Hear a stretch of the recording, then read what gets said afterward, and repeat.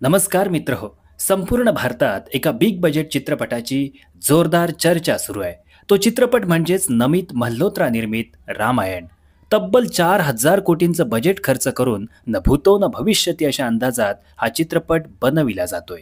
हा एक चित्रपट नसून भारताचा महासिनेमा असेल, त्यामुळे हा चित्रपट जगातील 45 भाषांमध्ये डब करून वर्ल्ड वाईड रिलीज केला जाईल. बॉलिवूड, टॉलिवूड, भोजपुरी, मराठी अशा विविध भारतीय फिल्म इंडस्ट्रीमधील दिग्गज कलाकार या चित्रपटात झळकताना आपल्याला पाहायला मिळतील. मित्रो, या महत्वाकांक्षी चित्रपटात रामायणातील राम, सीता, लक्ष्मण, कैकेयी, दशरथ, राजा जनक, कौशल्या, रावण, हनुमंत, शूर्पणखा अशा महत्त्वाच्या भूमिका नेमके कोणकोणते दिग्गज कलाकार साकारणार आहेत हे आपण जाणून घेणार आहोत या व्हिडिओमधून. त्यामुळे आपणास एक विनंती असेल, जर आपण सिनेरसिक असाल तर हा व्हिडिओ शेवटपर्यंत पहा आणि आपल्या यूट्यूब चॅनलला सुद्धा आवर्जून सबस्क्राईब करूनच पुढे चला. रामायण चित्रपटाची निर्मिती नमित मल्होत्रा यांनी केली असून दिग्दर्शनाची धुरा दंगल फेम नितेश तिवारी सांभाळत आहेत.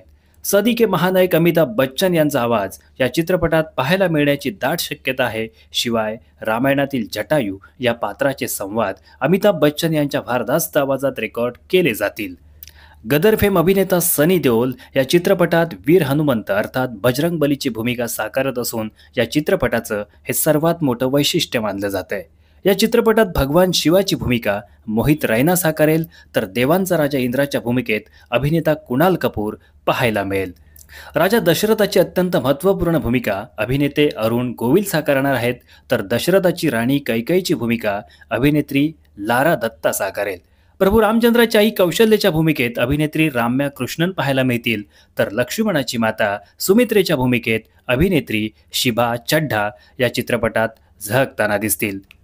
मित्र, आपला मराठमोळा अभिनेता आदिनाथ कोठारे या महत्वाकांक्षी चित्रपटात बंधू भरताची भूमिका साकारतोय, तर अभिनेते रवी दुबे यांच्या वाट्याला बंधू लक्ष्मणाची भूमिका आली आहे. रामायणाची नायिका सीतामाईचे पिताश्री राजा जनक यांच्या भूमिकेसाठी अनिल कपूर यांची निवड करण्यात आली आहे, तर शूर्पणखेच्या नवऱ्याची भूमिका अभिनेता विवेक ओबेरॉय साकारणार असल्याचं बोललं जात आहे. अभिनेत्री रकुलप्रीत सिंह रावणाची बहीण शूर्पणखा हे पात्र साकारणार आहे, तर रावणाचा भाऊ कुंभकर्णाच्या भूमिकेत बॉबी देओल अभिनय करताना आपल्याला पाहायला मिळेल. सनी देओल आणि बॉबी देओल हे दोघेही भाऊ या महासिनेमाचा भाग असणार आहेत. रावणाची सुंदर पत्नी मंदोदरीची भूमिका सुप्रसिद्ध अभिनेत्री काजल अगरवाल साकारताना दिसेल, तर रावणाचा भाऊ बिभीषणाची भूमिका जयदीप अहिलावत या अभिनेत्याने नाकारली आहे. त्यामुळे ही भूमिका कोण साकारणार हे अजून निश्चित नाहीये.